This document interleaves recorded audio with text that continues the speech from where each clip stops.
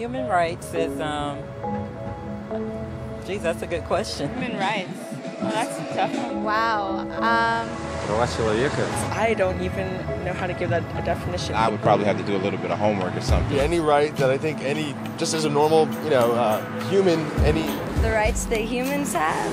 Oh, that's a very large debate. Menneskerettigheder kan betyde mange ting. Tú le puedes preguntar a 20 personas y te van a dar 20 diferentes opiniones. Non saprei, una domanda complicatissima. Guess we just take them for granted that they're there, but we don't even consider what they are.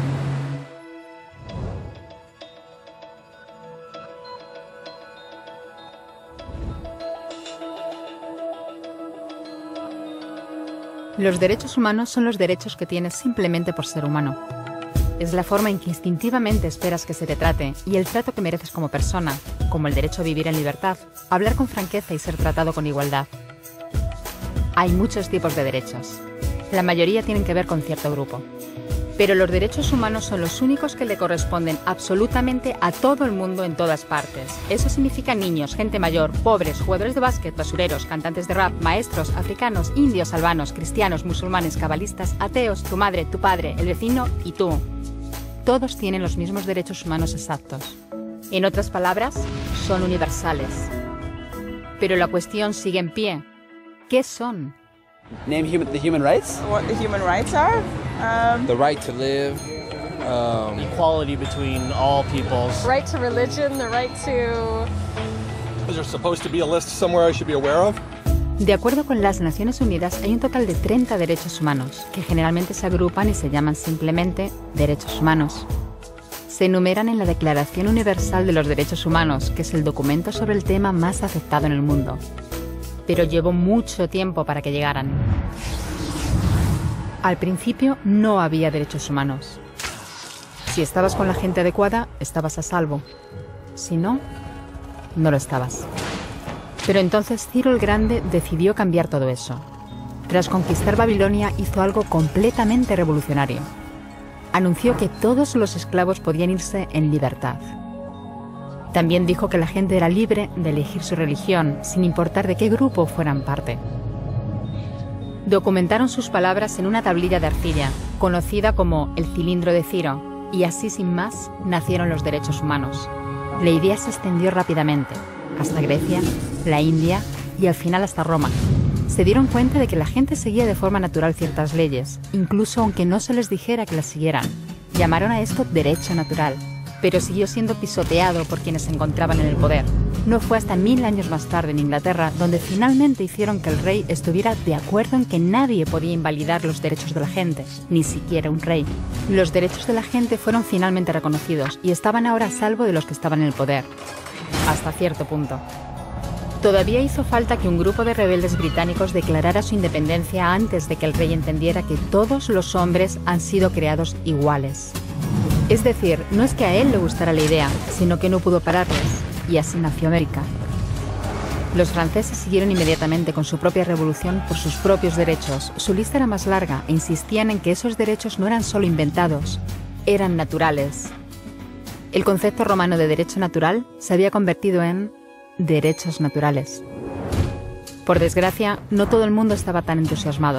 En Francia, un general llamado Napoleón decidió derrocar la nueva democracia francesa y se coronó a sí mismo emperador del mundo.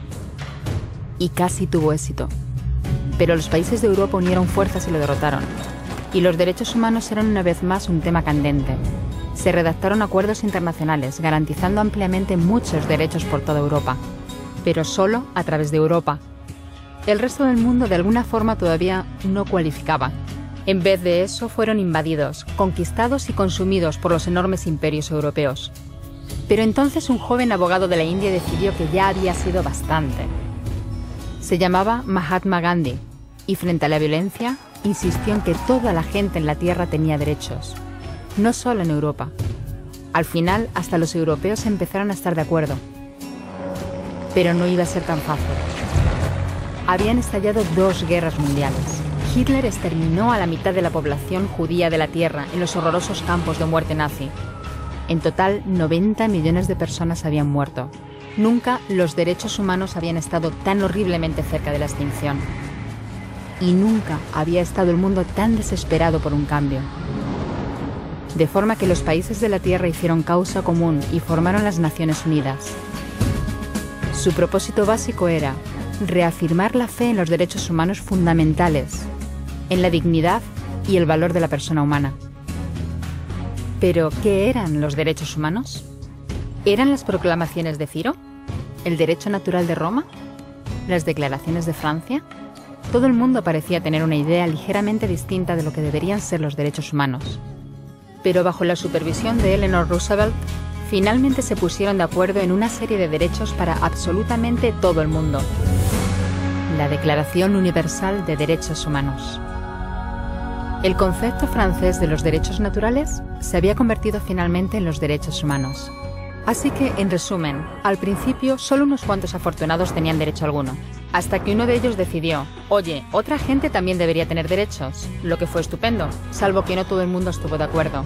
Y solo que llevó unos cuantos miles de años de lucha, declaraciones y más lucha hasta que finalmente todo el mundo estuvo de acuerdo en que los derechos humanos deberían ser para todos. Y vivieron felices y comieron perdices. Salvo que hay un pequeño problema. Si la gente tiene derecho a la comida y el cobijo, ¿por qué hay 16.000 niños muriendo de hambre cada día? 1 cada 5 segundos. Si la gente tiene libertad de expresión, ¿por qué hay miles de personas en prisión por hablar claro? Si la gente tiene derecho a la educación, ¿por qué hay más de 1.000 millones de adultos incapaces de leer? Si la esclavitud ha sido abolida verdaderamente, ¿por qué hay 27 millones de personas todavía esclavizadas hoy en día? Más del doble de las que había en el siglo XIX. El hecho es que, cuando se firmó, la Declaración Universal de los Derechos Humanos no tenía la fuerza de la ley. Era opcional. Y a pesar de muchos más documentos, convenciones, tratados y leyes, todavía es poco más que palabras en una página. Así que la cuestión es, ¿quién hará que esas palabras sean una realidad? Cuando el Dr. King se manifestó en pro de la igualdad racial, se estaba manifestando por los derechos que las Naciones Unidas habían garantizado hacía casi 2 décadas. Pero con todo, se manifestó. Cuando Nelson Mandela defendió la justicia social en la década de 1990, su país ya había estado de acuerdo en abolir esa discriminación desde hacía ya casi 40 años. Pero con todo, él luchó. Los que luchan hoy en día contra la tortura, la pobreza y la discriminación no son gigantes o superhéroes. Son gente, niños, madres, padres, maestros, individuos librepensadores que se niegan a quedarse callados, quienes se dan cuenta de que los derechos humanos no son una lección de historia, no son palabras en una página, no son discursos, ni anuncios, ni campañas de relaciones públicas. Son las elecciones que hacemos cada día como seres humanos. Son la responsabilidad que todos compartimos, de respetarnos mutuamente, ayudarnos y proteger a los necesitados. Como Eleanor Roosevelt dijo, ¿dónde empiezan después de todo los derechos humanos universales? En pequeños lugares cerca de casa, tan cerca y tan pequeños que no pueden verse en los mapas del mundo. Aún así, son el mundo de la persona individual, el barrio donde vive, la escuela o la universidad a la que asiste, la fábrica, la granja o la oficina donde trabaja.